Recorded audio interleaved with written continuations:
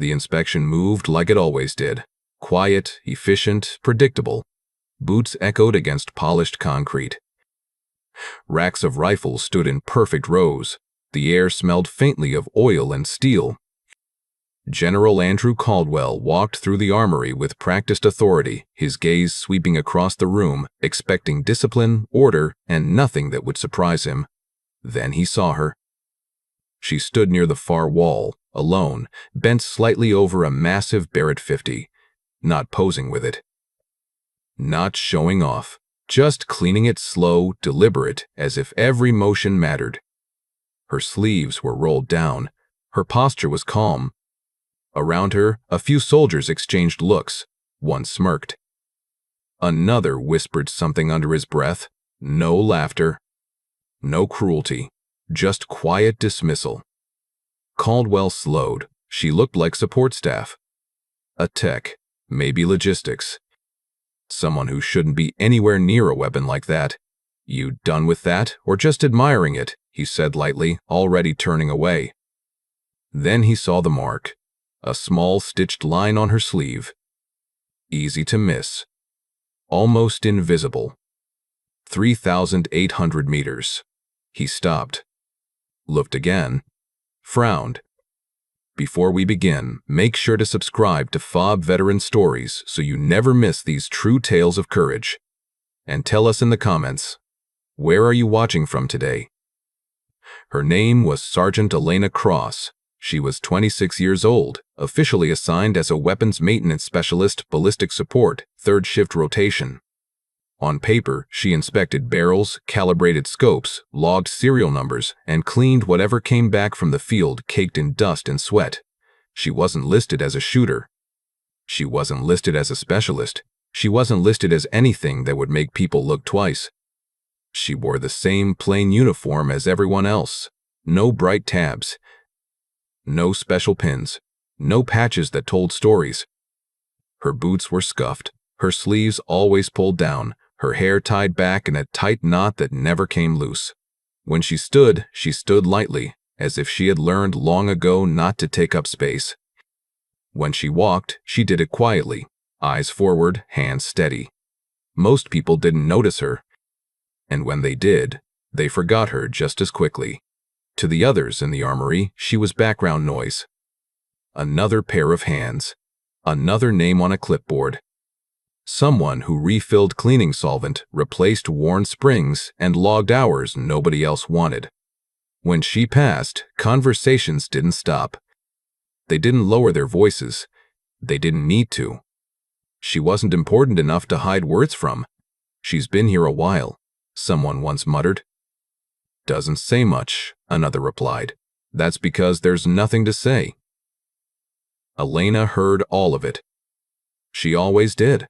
But she never reacted. Her hands never paused. Her breathing never changed. She didn't stiffen or flinch or glance up.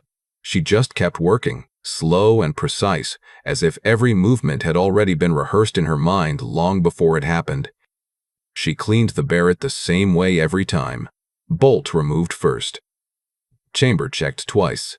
Barrels swabbed in one direction, never rushed. She lined each component on a clean cloth in perfect order, left to right, smallest to largest. She wiped down each piece with the same pressure, counting in her head. When she finished, she assembled it again with quiet care, never forcing anything, never cutting corners. Some soldiers cleaned like they were trying to get done. Elena cleaned like she was trying to get it right. If someone laughed nearby, she didn't look. If someone whispered, she didn't listen. If someone stared, she didn't return it. Not because she was unaware, but because awareness, for her, had never required reaction. Inside, though, things were never empty. When she leaned over the rifle, she sometimes smelled cold metal and old oil, and for a second, it wasn't the armory anymore. It was thin air and rock and wind that bit through layers. It was the sound of her own breathing inside a mask. It was a long stretch of silence where the only thing that moved was a flag far away on a ridge. She swallowed those memories. Tucked them back. She kept her sleeves down because there was a faint, pale line on her left forearm, thin and clean, almost invisible unless you knew where to look. She had learned long ago that scars invited questions. Questions invited stories. And stories were not things she could afford. So she stayed small. Invisible. Safe. When General Caldwell stopped near her station, she noticed immediately, but she didn't look up. Authority had a sound. A rhythm. A weight in the room. She recognized it the way sailors recognized storms before they arrived. His boots slowed. She kept cleaning. His voice came, casual, dismissive, almost amused. "You done with that, or just admiring it?" she answered without lifting her head. "Yes, sir." Almost finished. No emotion, no tone, just information. She could feel the air change. She could feel eyes shift. She knew what they were thinking. What's a tech doing with that? She doesn't belong there. She should move. She did not. When he walked past her, she let her breath out slowly, quietly, through her nose. Not relief. Not fear, just control. Her hands did not shake. They never did. She had learned, long ago, that hands told stories before mouths ever did. And she had spent years teaching hers to remain silent. As she worked, her mind drifted, not to glory, not to moments of recognition, but to small, ordinary things. The way her mother used to hum when she cleaned the kitchen. The way rain sounded when it hit canvas. The way the wind felt on her face when it was strong enough to make everything else disappear. Those were the memories she allowed, not the other ones. Never the other ones. Someone nearby muttered something. A soft chuckle followed. Elena heard it.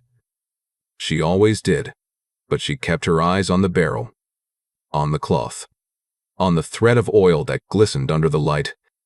She had learned that dignity did not require defense. It required consistency. And she had never missed a single step. When the general stopped walking, she didn't look up. Not immediately. She sensed the pause before she saw it. Then she noticed the shadow fall differently across her station. She glanced up, just enough to meet his chest, not his eyes. Waiting. He didn't speak right away. And in that silence, Elena felt something shift. Not danger. Not threat. Curiosity. That was always more dangerous. She straightened slightly, hands resting on the cloth. Her face was calm, neutral, unremarkable. If he were looking for arrogance, he wouldn't find it. If he were looking for fear, he wouldn't find that either. Just patience.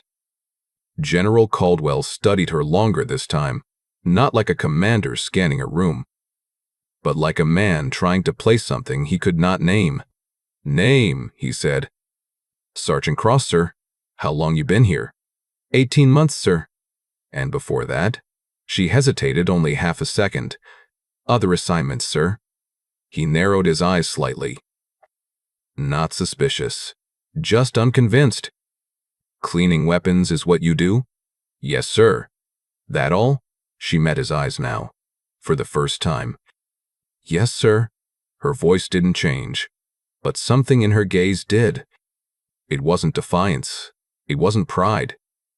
It was steadiness, the kind that didn't come from confidence, but from survival. The general studied her another moment. Then he looked back at the rifle, and then again at the mark. He didn't say anything, but his posture shifted. Just slightly. He wasn't convinced. But he wasn't done either, and Elena knew that look. She had seen it before, the moment right before questions began. General Caldwell tapped the side of the rifle with one gloved finger, not hard, just enough to make a soft metallic sound that drew attention. "What's that marking supposed to mean?" he asked. Elena followed his gaze to the small stitched line on her sleeve. Her expression didn't change. "It's a record distance, sir." "Record for what?" he pressed. She hesitated for only a fraction of a second. Then, calmly, Confirmed engagement distance. A few soldiers nearby slowed their work. Someone leaned back against a rack. Someone else turned fully. 3,800 meters? Caldwell said, reading it out loud this time. A soft laugh slipped out from somewhere behind him, not mocking, just instinctive. Because that number wasn't just large, it was unbelievable. That's not possible, a corporal murmured. World record's nowhere near that, someone else said quietly. Caldwell didn't smile. He didn't scowl either. He simply studied her. Who issued that? He asked. I did not issue it, sir, she said. It was authorized. By who? She met his eyes again. I'm not clear to say. A ripple moved through the room. Not laughter, confusion. Caldwell tilted his head slightly. You're telling me that Mark is real, he said. Yes, sir. And you expect me to believe that a weapons maintenance specialist here, in this armory, is walking around with a number on her sleeve that contradicts everything we know about ballistic capability? Yes, sir. Her voice never wavered. That, more than anything, unsettled him. Someone muttered, "She's serious." Another whispered, "She's crazy." A few people snickered, not loudly. Just enough. Caldwell didn't join them. He didn't need to. He simply crossed his arms. Do you know what the longest confirmed combat shot on record is? He asked. Yes, sir. And you're saying yours exceeds that by a massive margin? Yes, sir. That kind of distance isn't just skill, he said. It's physics, wind drift, Coriolis effect, atmospheric density, equipment limitations. Yes, sir. Human error alone would make that impossible. Yes, sir. A few people laughed again. She did not. Then how, he asked, did you manage it? I didn't manage it, she said. I prepared for it. That answer caught him off guard. Not because it was dramatic, but because it wasn't. Preparation doesn't rewrite physics, he said. No, sir, she agreed. It works within it. Someone behind her scoffed. Okay, Caldwell said slowly. Let's assume for a moment this is real. She did not react. Where's the documentation? It exists, sir. Then I want to see it. She nodded once. It's classified. That word hit differently. The room shifted. Not louder, not quieter. Just heavier. Caldwell narrowed his eyes. You're telling me a general doesn't have clearance to see a soldier's shooting record? Yes, sir. A few heads turned toward him, some curious, some uncomfortable. One of his aides stepped closer, whispering something into his ear. He waved him off. No, he said. Pull her file. Now. The aide hesitated, then nodded. He stepped away to a terminal. Elena stood exactly where she was, hands folded. Back straight, eyes forward. Not defiant, not proud. Just waiting. People began to gather. Not in a circle, not formally. But they drifted, slowly. Like something interesting was happening and no one wanted to miss it. What would you have done, the narrator might ask? Would you have spoken up, or would you have stayed quiet, hoping it passed? Elena did not hope. She knew. Moments like this always came eventually. The aide returned. His expression had changed, not confused, uneasy. Sir, he said quietly. What? Her basic record is visible, but portions are locked. How locked? Multiple clearance layers. Some are above our access level. A murmur rippled through the group, not laughter now. Whispers. She's not lying, someone said. She hacked it, someone else replied. Caldwell stepped forward. How many layers? The aide swallowed. 4, sir. That made him pause. 4 layers meant something else entirely. That wasn't clerical. That was intentional. Who authorized it? Caldwell asked. Not listed. He exhaled slowly, looked back at Elena. Why is your file locked like that? Because it has to be, she said. Why? Because it involves other people. That answer silenced a few more voices. Other people? He repeated. Yes, sir. Dead people? Someone muttered. She did not answer that. The general studied her again. Not dismissive now. Assessing. You realize how this looks, he said. Yes, sir. How? Like I'm lying. And you're okay with that? Yes, sir. That unsettled him. Most people defended themselves. She didn't. What would you do, the narrator might ask. Would you argue? Or would you let the truth stand without help? Caldwell turned to the crowd. Back to work, he ordered. No one moved. Not immediately. He raised his voice slightly. Now. They slowly drifted away, but not far. Everyone pretended to work. No one stopped listening. He turned back to her. You expect me to believe this is all real? Yes, sir. And that you're just here? Yes, sir. You're not in a sniper unit? No, sir. You don't wear sniper insignia? No, sir. You don't act like one? No, sir. A few people smirked. He didn't. That doesn't bother you? No, sir. Why? She paused, then answered honestly. Because I know what I am. That sentence landed harder than anything else she'd said. Not arrogance. Not pride. Certainty. Certainty can be dangerous, Caldwell said. So can doubt, she replied. Somewhere behind them, someone let out a slow breath. No one laughed anymore. Look at her hands, a sergeant whispered to another, not shaking. Caldwell noticed that too. You want me to ignore this? He asked. No, sir.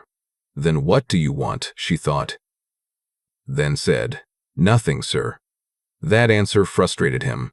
You don't get to make impossible claims and then say you want nothing. Yes, sir. I don't like mysteries, he said. I know, sir. That made him pause. You know? Yes, sir. Why? Because you're here. That was true. He was. He turns to his aide again. Request temporary access escalation. That'll take time. Then take it. Yes, sir. The room had gone quiet now, not tense. Suspended. Everyone was pretending to work, but no one was. Elena stood alone in that silence. She had felt worse. She had stood in places where silence meant something else. This was just noise. Tell me something, Caldwell said. Why put the mark there at all? She looked at the sleeve. I didn't, she said. Who did? A tailor. That's not an answer. It's the truth. Why keep it visible? I don't, she said. Most people don't see it. That was also true. He studied the stitching. Then looked at her face. Not flashy. Not remarkable. Just calm. What happens when people do see it? He asked. They ask. And? I answer. That's it. That's it. The aide returned again. His face was pale. Sir, he said quietly. Higher command wants to know why we're requesting access to her full record. Caldwell didn't answer right away. He looked at Elena. Then at the rifle.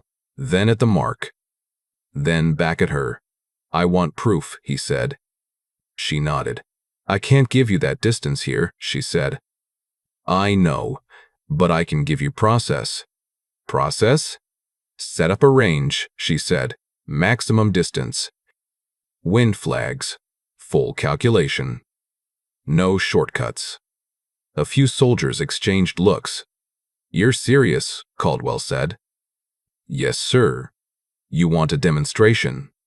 Yes, sir. That rifle can level buildings. Yes, sir. You want to use it in a controlled environment? Yes, sir. You're asking me to authorize a live fire test based on a stitched number? No, sir, she said. I'm asking you to authorize it based on doubt. That was not what he expected. What would you do? The narrator might ask. Would you walk away? Or would you push forward, even if you feared what you might find? Caldwell stared at her. Longer than he should have. Then he straightened. "Prepare a range," he said. The room froze. "Sir?" the aide asked. "Max distance available. Safety protocols. Full documentation." "Yes, sir." He looked back at Elena. "You'll shoot." "Yes, sir." "If you're lying." "I'm not," she said. He nodded slowly. Not convinced, but no longer dismissive. "Then we'll see." And for the first time since he had entered that armory, he was no longer in control of what came next. He was simply waiting. The range was quiet when Elena arrived. Not empty, just still. The kind of stillness that existed only in places where sound usually lived. Wind brushed over distant dirt berms. Flags hung limp on their poles, barely moving. The smell of dust and oil followed her as she carried the Barrett to the firing lane, her steps measured, her grip firm but relaxed. She didn't rush. She never did. She laid the rifle down on the mat, parallel to the line, and knelt beside it. Every movement that followed felt less like preparation and more like ceremony. Bipod unfolded at a precise angle. Rear bag placed, then adjusted again. Scope caps removed slowly. She wiped the glass with a cloth folded into perfect quarters.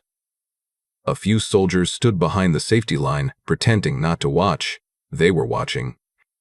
General Caldwell stood several yards back, arms crossed, face unreadable. He hadn't said much since ordering the test. But he hadn't left either. That said more than words. Elena set up her wind meter, then another. Then a third, further downrange. She adjusted their height carefully, measuring the angle of the slope, noting the temperature on a small digital display. She wrote nothing down. She didn't need to. A range safety officer approached, clipboard in hand. At first, he walked like this was routine. Then he slowed. Then he stopped. He watched her adjust the rifle's cant, then recheck it again. He saw how she aligned the optic, not quickly, not roughly, but with a kind of exactness he rarely saw outside of competitions. He cleared his throat. "You shooting today?" he asked. "Yes, sir," she replied. "What's your distance?" "Maximum available." He nodded, but his eyes stayed on her hands. On her setup. On her discipline. He didn't leave. Instead, he moved closer. A few more soldiers drifted in. A senior NCO stopped near the back, arms crossed, chewing on the inside of his cheek.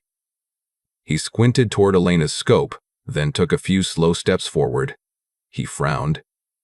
Then he froze. "Not possible," he murmured.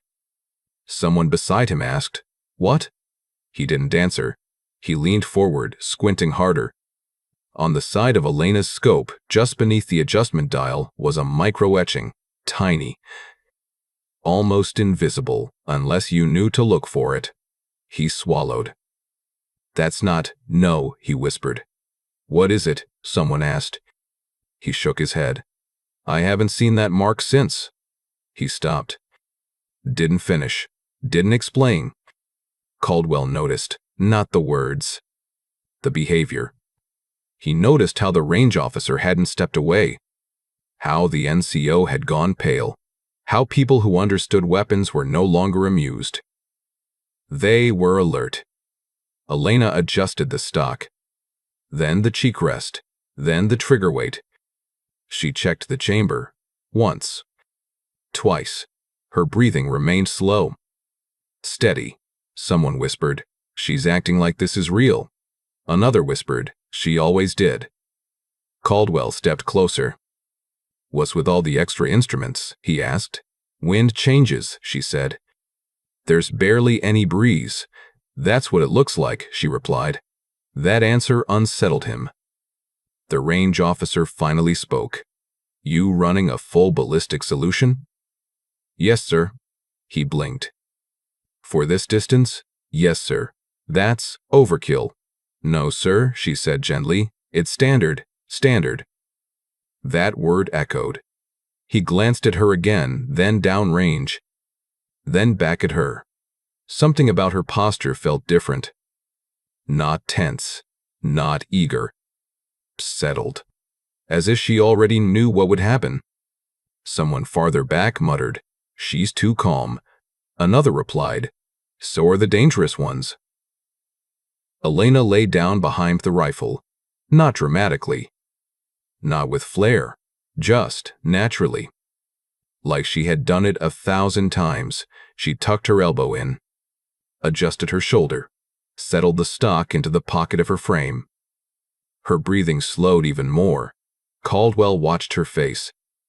There was no smile, no fear, no excitement, just focus. He noticed something else too. No one was laughing anymore. "What would you be thinking right now?" the narrator might ask. "Would you still doubt her? Or would you start to wonder if doubt had already made you late?" The range officer leaned toward the NCO. "You seen this before?" he whispered. The NCO shook his head slowly. "I heard about it." "About what?" He hesitated. "Someone who doesn't miss." That made the officer glance at Elena again. More carefully this time.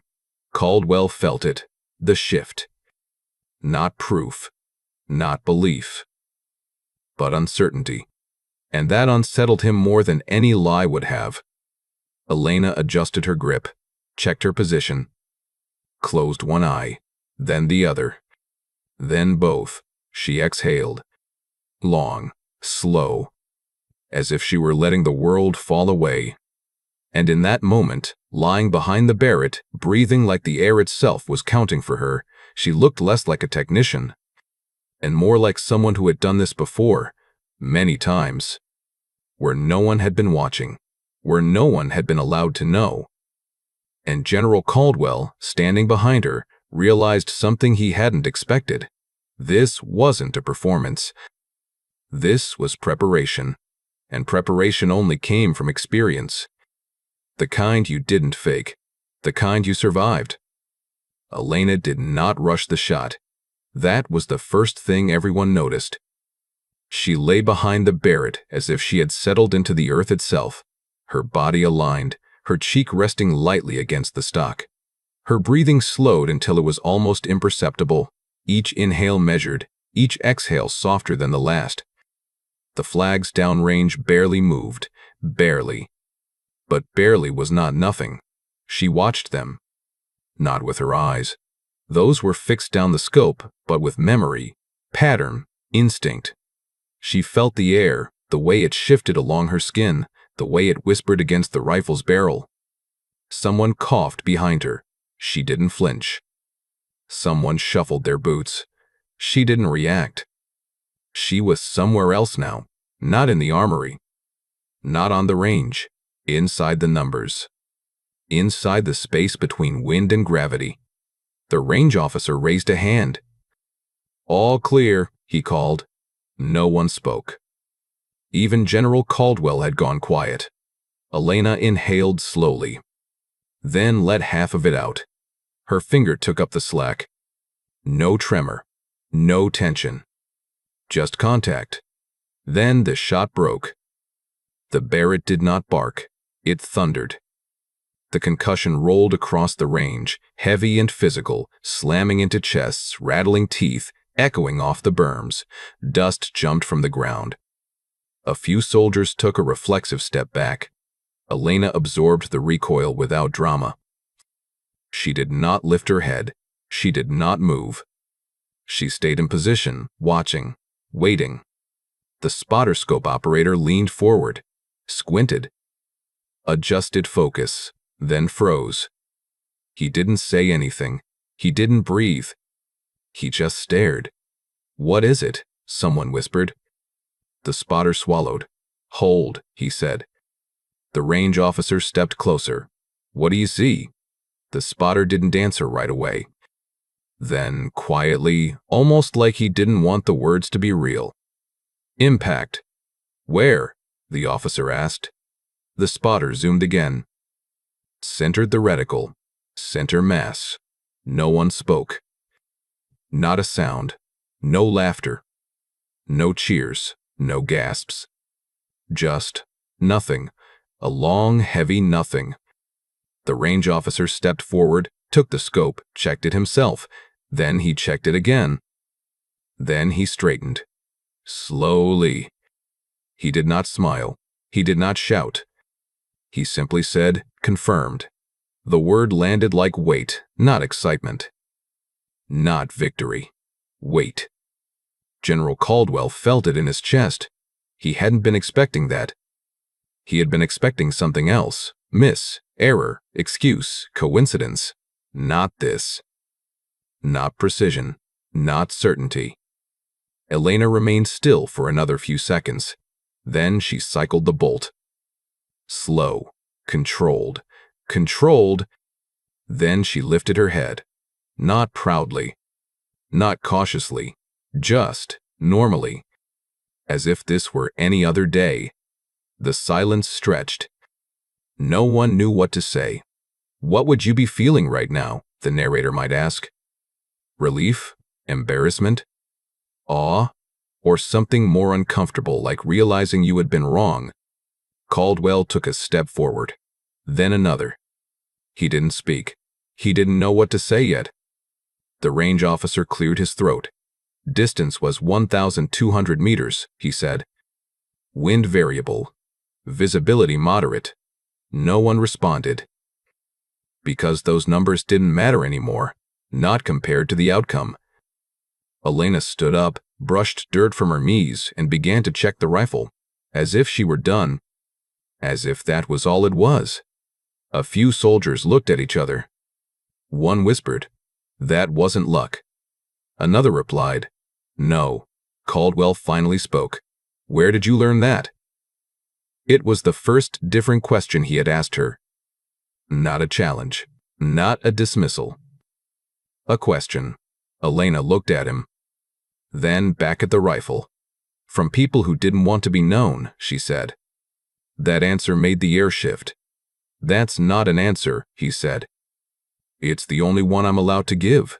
He nodded slowly, not satisfied, but no longer dismissive. The range officer approached her. "I've been doing this a long time," he said. "That setup, that discipline, that's not something you pick up in maintenance." "No, sir," she replied. He studied her for a moment, then stepped back. A senior NCO leaned toward Caldwell. "Sir," he said quietly, "that mark on her scope, I think it's real." Caldwell didn't answer. He was still watching Elena. She was wiping the bolt, checking the chamber, logging the shot, just like any other task. No drama, no pause, no reaction. "Who trained you?" he asked. She paused, then answered, "Multiple people, sir." "Where?" "Multiple places." "Combat?" She didn't respond. That was answer enough. A few people shifted uncomfortably. Caldwell took another step forward. "You're not listed as a shooter," he said. "No, sir."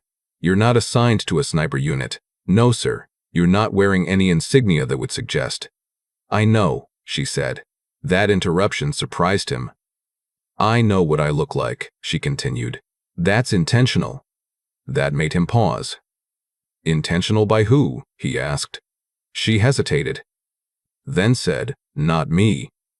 The range officer exchanged a glance with the NCO. "Sir," the officer said, "I recommend we log this." Caldwell nodded. "Do it." The officer hesitated. "How do you want it recorded?"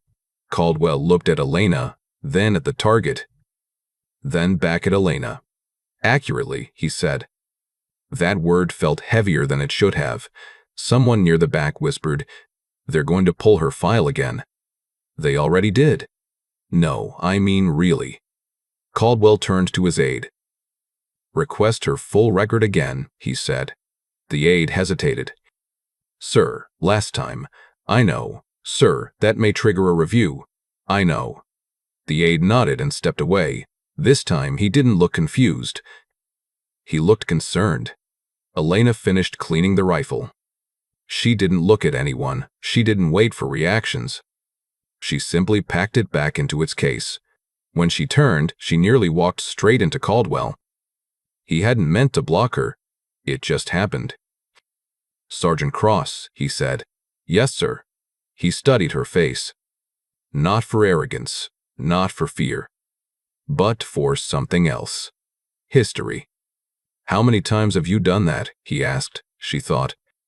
Then said, Enough. That's not a number. No, sir. Why hide it? I don't, she said. I just don't advertise. That's not the same thing. It is when people don't want to see. He had no reply for that. Someone in the back finally whispered what everyone else was thinking. She didn't even look relieved. Elena heard it. She always did, but she didn't react. Relief had nothing to do with it. Relief was for danger that passed. This had never been danger. This was inconvenience. The aide returned. His face was pale. Sir, he said quietly, higher command has been notified. Caldwell's jaw tightened. Notified how? Automatically. The request triggered it. A few people straightened. That wasn't good. Not bad. But not simple. They want to know why, the aide added. Caldwell nodded. I'll tell them. When? Now. The aide stepped aside. Caldwell took one last look at Elena. You knew this would happen, he said. Yes, sir. Why didn't you stop me? You didn't ask.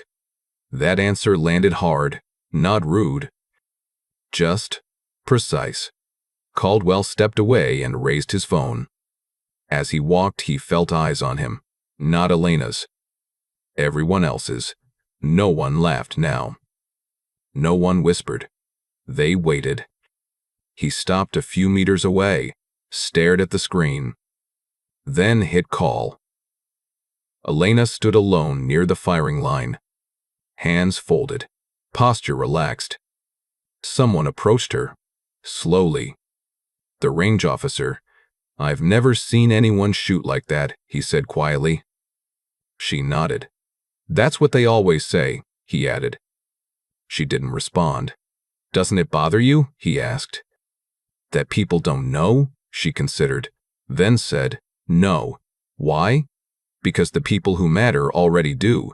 That unsettled him. He stepped back. Caldwell waited. The call connected. He turned slightly away, lowering his voice. Yes, this is General Caldwell. Pause. Yes. Longer pause. His posture shifted. Not alarmed, but attentive. He listened. Didn't interrupt. Didn't argue. His eyes flicked once toward Elena, then away. Yes, he said quietly. Another pause. Then, I understand. A longer one. Then, no, sir. I won't. He ended the call. Stood there. Didn't move. Didn't speak. Just waited. And for the first time since he had entered that armory, he was no longer the one setting the pace. He was waiting for permission, not from Elena, but from the truth he had just been handed. And, whatever it was big. Because nothing about the range felt the same anymore. And no one, not even him, knew what came next. The silence did not break when General Caldwell lowered his phone. It deepened. He didn't look at Elena right away. He stood there, staring at the ground, as if the concrete had suddenly become more complicated than it had any right to be. When he finally lifted his head, his expression had changed, not softened, not hardened, but rearranged, like something inside him had been shifted into a new place. The range officer noticed it first, then the NCO, then everyone else. Sergeant Cross, Caldwell said quietly. She turned. Yes, sir. Before he could speak again, his phone vibrated in his hand. He looked at the screen, hesitated, then answered. Yes, he said. His tone was different now. Lower. More careful. Yes, sir. A pause. No, sir. She's here. Another pause. His spine straightened. Yes, sir. I understand. He turned slightly away, but not enough to hide the look in his eyes. Respect. Not for rank, for weight. He listened without interrupting. Then, Yes, sir. I'll tell her. He ended the call, and for a moment he didn't move. Then he walked toward Elena. Not fast. Not slow. Deliberate. When he stopped in front of her, the entire range felt like it had leaned forward. "You've been misidentified in our system," he said. She didn't react. "You've been mislabeled." Still nothing. "You've been deliberately buried." Her eyes lifted slightly, just a fraction. He took a breath. "They didn't call you Sergeant." A few people shifted. "They used a different designation." She said nothing. "They referred to you as an external precision asset." That made the NCO swallow. "They referenced a prior engagement," Caldwell continued. "No details. No location. Just tone." He paused. "They said that was her." Elena lowered her gaze again. Caldwell's voice dropped. "They mentioned the 3,800-meter shot." No one breathed. Not a whisper. Not a shuffle. Not a sound. "They didn't explain it," he said. "They didn't have to." He studied her face. Not searching for pride. Searching for confirmation. "You're not a story," he said. "You're not a rumor." She met his eyes. "You're a solution." That word landed. Not loudly, but permanently. He straightened. "They told me your presence is intentional. Your role is intentional. Your silence is intentional." A few soldiers looked away, as if suddenly embarrassed. "They told me that the people who know what you are don't speak about it." Elena nodded once. "They told me that when you appear somewhere ordinary, it's because something extraordinary may be coming." No one laughed. No one whispered. Caldwell stepped back half a pace.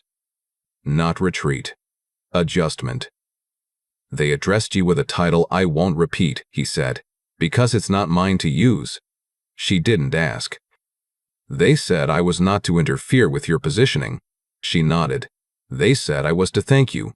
He paused. "Then did. Thank you. Not formally. Not loudly. Sincerely." The range was completely silent now. Not awkward. Not tense. Reverent. Elena stood there. No reaction. No smile. No bow. Just stillness. As if acknowledgement was something she had learned to accept without needing. Caldwell looked around at the watching faces, then back at her. And for the first time since he had met her, he did not see a technician. He saw a weapon. Not of destruction, of decision. And the room understood, without explanation, without detail, without spectacle. They understood, and the silence that followed was not empty. It was full of everything they were not allowed to know. General Caldwell straightened, not sharply, not theatrically, just deliberately. It was subtle, the kind of movement most people would miss, but soldiers didn't miss it. They noticed the way his shoulders squared, the way his chin lifted, the way his hands came to rest behind his back instead of crossed over his chest. It was no longer a stance of evaluation. It was one of acknowledgement. The shift traveled. Like a ripple through still water, the range officer adjusted his posture without realizing he had. The senior NCO uncrossed his arms. A corporal who had been leaning against a barrier stood upright.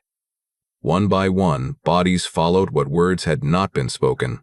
No one clapped. No one spoke. No one smiled. This was not celebration. It was something older, heavier. A private near the back took a step forward. No one told him to. He raised his hand and saluted, not sharply, not perfectly, but sincerely. The movement felt too big for him, like he wasn't sure he was allowed to do it, but he did it anyway. Then another soldier followed, then another. Slowly, quietly. Not because of rank, not because of regulation, because they understood. Elena stood where she was. She didn't stiffen. She didn't straighten. She didn't correct them. She simply watched. Not the salutes, the faces, the shift, the silence. She had seen this before, not often, but enough. When people realized they had been standing in the presence of something they didn't know how to name, her chest did not swell, her eyes did not shine, she did not smile, she simply nodded. Once, small, almost imperceptible. General Caldwell watched her. Not the salutes. Her. "Stand down," he said softly, not as an order, as a release. Hands lowered. Postures relaxed, but the room did not return to what it had been. It couldn't. Caldwell took 2 steps toward her. Stopped, then took 1 more. "You could have let me embarrass myself," he said. She tilted her head slightly. "I did. A few people almost laughed, but no one did."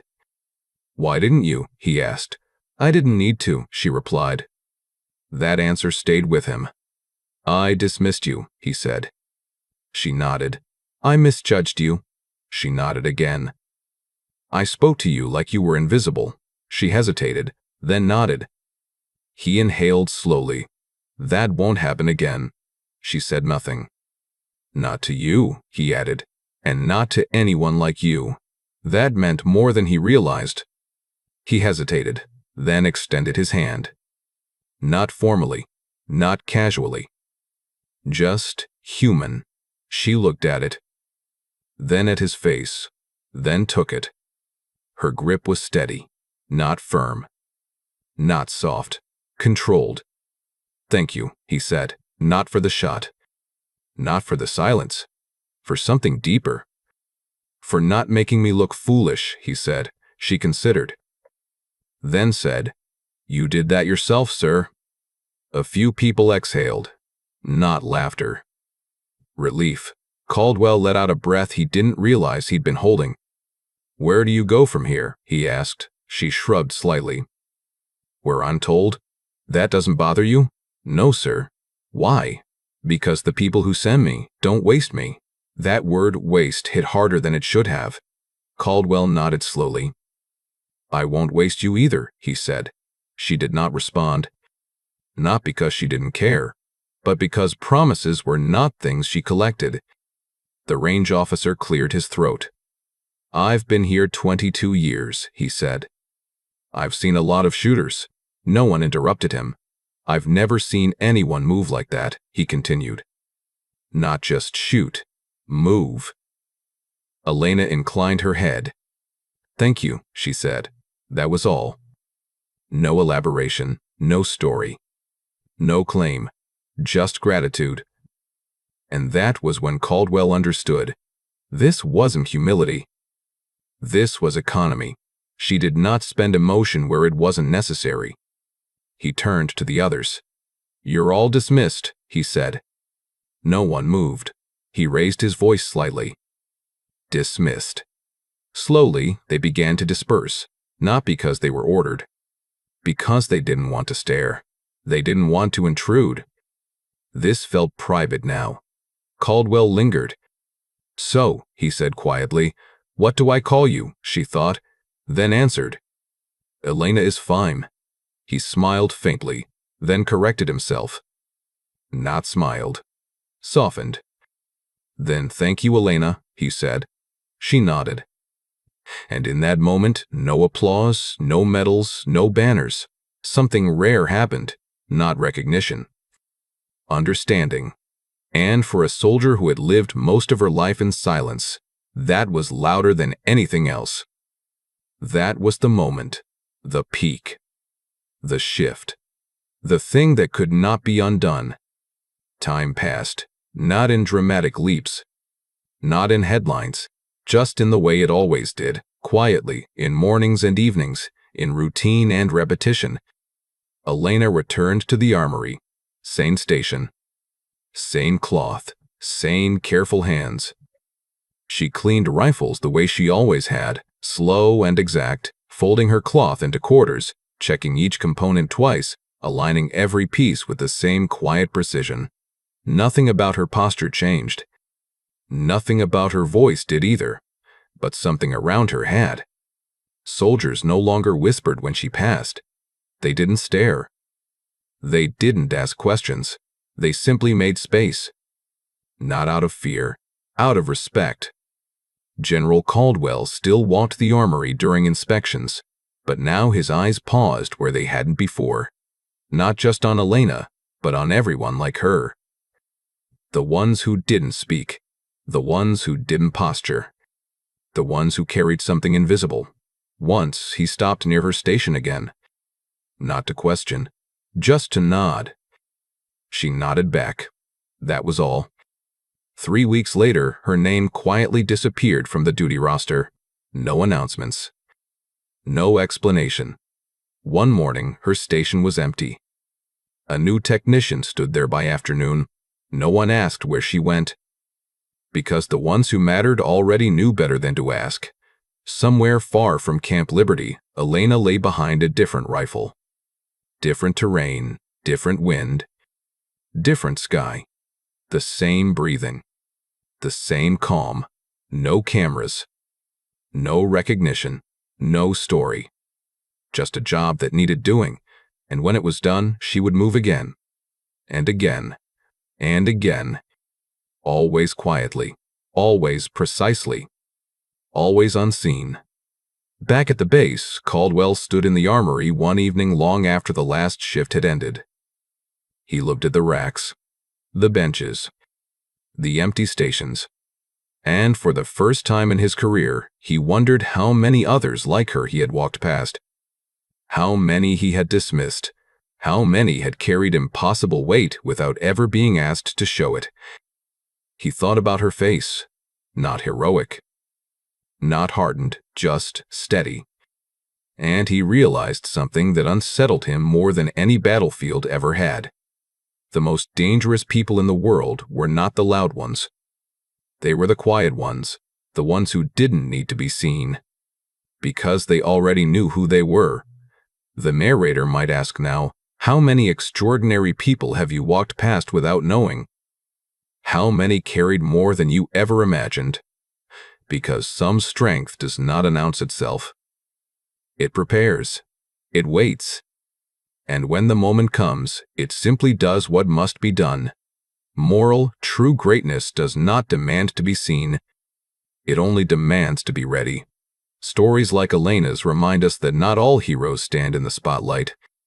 Some work in silence. Some carry impossible responsibility without ever asking to be seen. And some walk past us every day, unnoticed, because their strength was never meant for attention, only for the moments that truly matter. If this story made you pause, if it made you think about the quiet people in your own life, then it did its job. Because real courage is not loud. It does not announce itself. It does not wait for applause. It prepares. It endures. And when the moment arrives, it simply acts. If you enjoyed this story, please subscribe for more FOB veteran stories. These stories keep the courage alive for generations to come.